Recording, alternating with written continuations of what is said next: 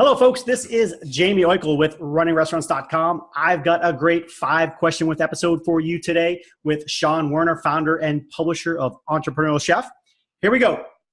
All right, Sean, first things first. Why a digital publication in this day and age?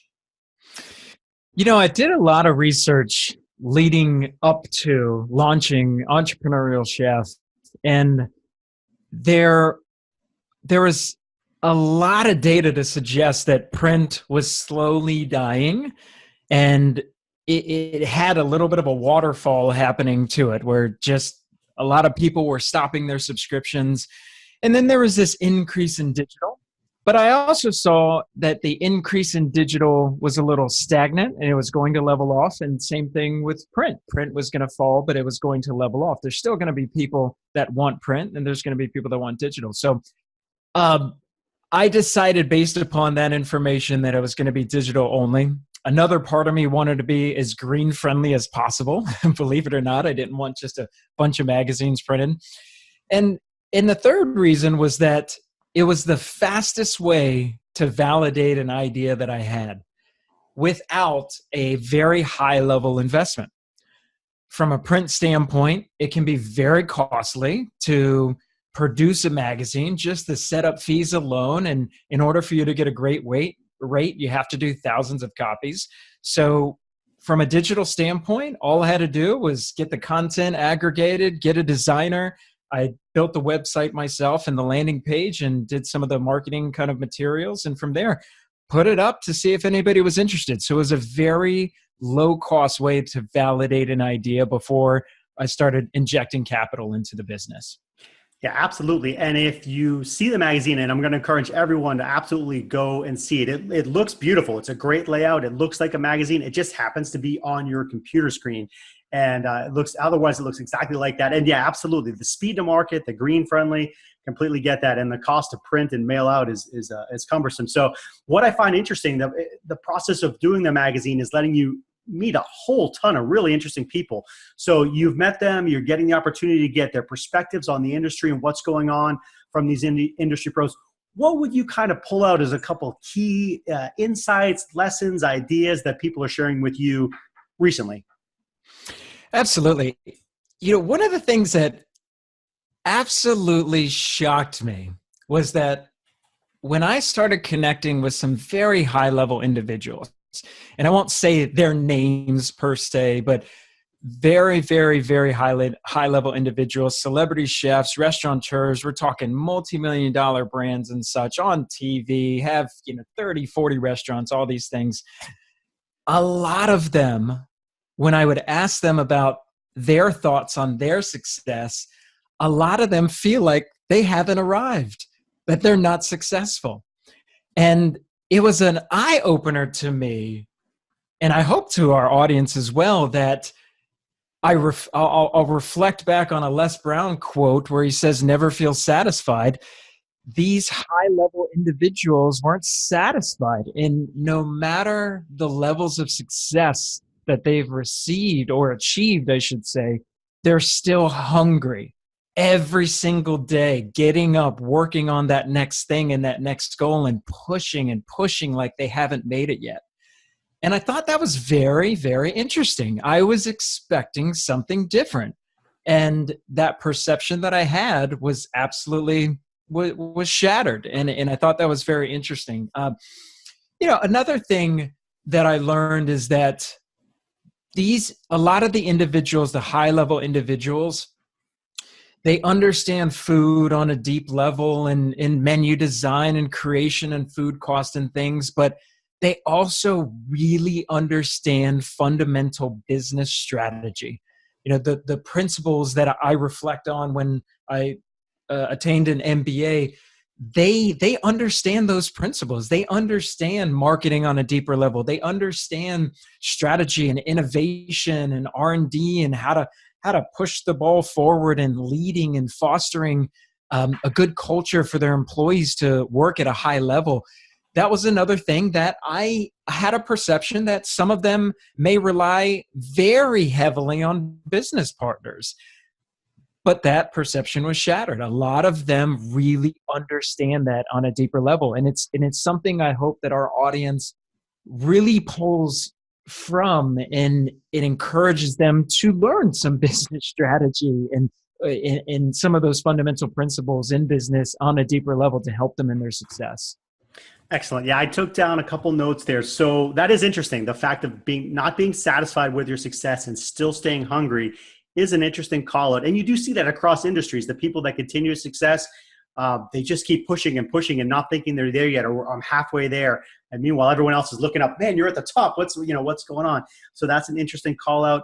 And then absolutely, the people that are successful, they know how to wear a lot of hats. They know how to do it successfully, because in this business, the quote is, it's, a business of 1,000 details, because it absolutely is.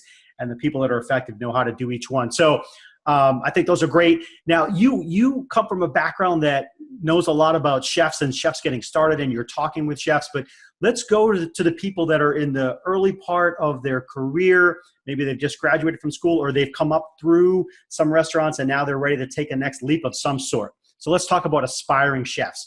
What would you kind of identify as one or two hot button issues or topics or ways to grow your career for those aspiring chefs? I'll reflect back on my time when I was in culinary education, and I was in culinary education for almost a decade, almost 10 years. And we would see individuals, students, start school, and they had this idea of what their career was going to look like. Whether it was going to be a restaurant, they were going to be a personal chef, they were going to open or start a food truck, whatever it's going to be, they had an idea. When they got out of school, the actuality of how their career began to unfold was very different from the idea that they had. And there was this tension that they had to wrestle with to accept the reality, what it is, versus what their idea was when they first started culinary education. And in that acceptance of that reality was where their career, their growth would begin. And I've seen a lot of people wrestle with this, a lot of aspiring chefs wrestle with this, that they get out or they get to a certain level and they want to do their own thing. They want to cook their food. They want to put their stamp on it. They don't want to be cooking someone else's food perpetually. And so they wrestle with this tension of what they want to do versus where they're at right now. And I think that's one of the greatest hot buttons, as you put it, for them that they wrestle with. And if they can just make this mental shift that they accept where they're at right now, and they use everything that they're going through at this moment, and they become a sponge, and they start learning and becoming eager and curious, as opposed to just having this wall and having this tension, they're going to get farther faster. They will eventually reach that level that they want to reach. So that's one of the things that I've seen time and time again in the industry, and especially coming out of culinary education. That's very interesting. Yeah, I think it was just yesterday I read an article that reminds me of this topic, because it was a feature about 4 people that were successful and how they got there. And one of the gentlemen in his thing says, his advice is, don't go to school. Go be a dishwasher, go be a host, just start, just learn, just do, just don't have a preconceived notion, just do. And if you love it and you find the business, you'll eventually find your path. Which was interesting, because people come from every single different direction, including going to the fancy schools and going into that. So any thought on that, school, not school, any trajectory right? Is there any right answer? What do you think? Absolutely. So I think culinary school is needed and culinary school is not needed all at the same time. And it's a contradictory statement, but let me explain. I live by the principle that almost everything is situational, that it depends on so many factors for that particular individual that's evaluating whether they should go to school or not go to school. So for someone that is thinking of going to school, they have so many questions they have to ask themselves before they embark on that journey. And in that discovery, school might not be necessary. So the individual that gave that advice that he or she, whoever it was, they said, do not go to school. I agree. And that is the case for a lot of individuals. They do not need a culinary education to get started, to see if this is something that they want to invest a decade or two of their life into. They don't need to spend that money. They don't need to go through all of that. They can get on the job training. They can work the different positions, and they can get to the same place that someone will get if they do have a culinary degree in most cases. But then there's situations like, if somebody doesn't want to do their own thing and they want to work for a company, and that company has a standard in place that in order to be an executive chef or sous chef or some sort of leadership role, they require a degree of some sort, and in a lot of cases, some sort of hospitality or culinary management degree. Now, that person that is faced with that scenario, they may have wished that they would have gone to culinary school, and culinary school makes sense, right? So again, it's so situational to that person. That person that is evaluating that decision has to do self-discovery and see, is it worth the time, energy, and money? Can they get to that place that they want to go without doing it? How can they do it? And then it comes down to, do they want to invest that time? Do they want to expedite things? Because in a lot of cases, culinary school and school or education in general, it's an expedited way to get to a place that you want to go. But you got to pay money for it. You got to invest in it. Absolutely. Yeah, it's funny. The phrase of I didn't use any algebra today either comes to mind, right? You know, all the things we learn in school that we don't end up necessarily needing, but they're important. So let's move on and go to social mobile, which I think is fascinating where we are in the restaurant today. So you are doing a digital magazine, you do a podcast as well, very active on the social platforms. What is your take on those things, specifically as it relates to, let's say, Facebook and Instagram and video for restaurants these days, this landscape, the marketing that we're in? What do you think is some tips, some tools, some things that folks are doing well with these platforms? You know, for the person listening to this, perhaps that is thinking of incorporating these things, we'll just do it from that vantage point first. Number one, I find that it's completely overwhelming. Personally, I find that it's completely overwhelming. Also, to the people that I speak with, they also find it completely overwhelming. I talk with agencies who we work with, and their heads are spinning trying to keep up with things, and they're the experts that are executing campaigns and getting brands out there, right? So, number one, if it appears overwhelming, and it seems overwhelming, likely it is, and just accept that that's the case. But number two, I think anyone that's incorporating these things, they have to have a strategy in place for their business. They have to understand what they're trying to accomplish. And in that plan, that will dictate which type of social, mobile, or digital strategy is going to be relevant to their business. For the individuals that do not do that, their heads are going to spin. They're going to see other companies, brands doing things that they think they should try, and they're just going to spin themselves in a circle because some of the things that they try may not even be in alignment with what they're going after or what will help their business in general. I've seen multi-million-dollar brands that have a Facebook page that has like 100 likes, and they stopped doing postings years ago because it just doesn't make sense for them. But yet some people have a perception that is needed and it's an absolute for any business, and that's just not the case. So my advice is you really got to look at your business, what you're trying to accomplish, the strategy, the plan, and then use these tools one by one as a means to be able to accomplish the goals that you have for your business. And let me just say again, one by one. One of the biggest mistakes that I see with people is that they try too many things at once, and then now they bite off more they can chew. They get into that overwhelming state, and then they just give up. You try one of the platforms that you've identified, test, see if it works, change some things, test again, move on to another one perhaps. Try it one by one instead of instead of biting off more than you can chew. So that's just, again, that's kind of answering from one specific vantage point, but we can change the context as well. Sure. I think, let's hit on it a little bit more because it is overwhelming. You can literally go through 5 platforms very fast that are important, and then there's another 50 that you can get involved in. So that part of it is overwhelming for sure. If I'm a restaurant owner, I bet today I'm getting 4 emails from 4 different digital mobile ordering platforms that all want me to be on their platform. They all want different percentages. They all work different way, and every restaurant owner knows that takeout and mobile ordering is big. So that's another thing that's kind of crazy coming at you. What's going on Facebook is changes every day. So what may have worked may not work now.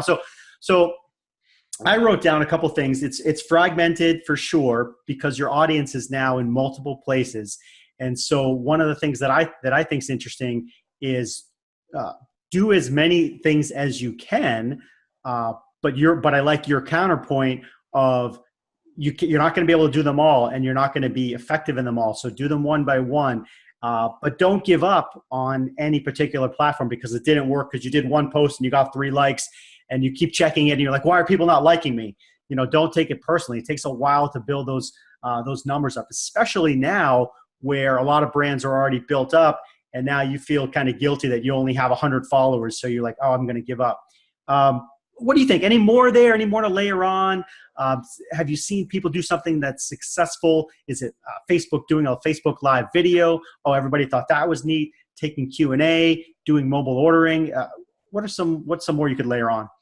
Yeah, one of the things that I could offer in terms of a tip is spying on competitors, right? And doing it ethically and legally. And what I mean by this is there are tools out there that in one of them is Ad Espresso. I think it's by Hootsuite. You can actually plug in a company, and then if the company executed any Facebook marketing campaigns, you can see the picture they used, in some cases the targeting, the copy that they put, how much it was liked or shared. The only thing that you can't see is how much business they got from it, right? So it could be that they're getting vanity metrics and it's not moving the needle from a business standpoint. And I always suggest people being careful that don't get so caught up in vanity metrics. You may have 1,000 likes on something, but you don't make a single dollar from it. And is it really worth it at that standpoint? So you got to kind of look at that stuff. But anyway, Ad Espresso, you can look at what some of the competitors are doing. So if you're a restaurant and there's another restaurant that seems to be just absolutely killing it around you, you can see if they are executing Facebook campaigns, the types of digital marketing that they're doing, the copy, the pictures, and you can get ideas and you can use that as a jumping off point so that you're just not starting from scratch. Now you can take a similar picture, similar copy, similar positioning, then you can start doing perhaps a similar targeting and then pushing it out there. And again, you would hope that the person that you're spying on has had some sort of strategy and thought process into the ads that they're running, that again, you're starting at a higher level as opposed from scratch. Good. Absolutely. All right. So I'll get with you and we'll make sure we find the link for folks for that to put it in the show notes or the page where this is, because that does sound like a good tool for folks to use. All right, Sean, as we begin to wrap up, I'm going to ask you to share whether it's a book that you liked, a quote that you like, or a mentor or a role model. What kind of motivates you? Where do you get your, whether it's philosophy or thinking? What do you think? Yeah, so there's one that hit me really hard, and I read it from 7 Habits of Highly Effective People, Stephen Covey. And he talked about a quote that he saw in a book, and I think it was later then attributed to Viktor Frankl in his book, Man's Search for Meaning. So it was, between stimuli and response, there's a space. And in that space is our ability to choose our response. And in our response is our growth and our freedom. And for me as an individual, I was one that I really like to be excellent in everything that I do. I push forward. Sometimes I'm a bit of a brute when I push forward, and I've got blinders on. And even growing up, I had a little bit of a hot head at times, right? A little bit of an ego.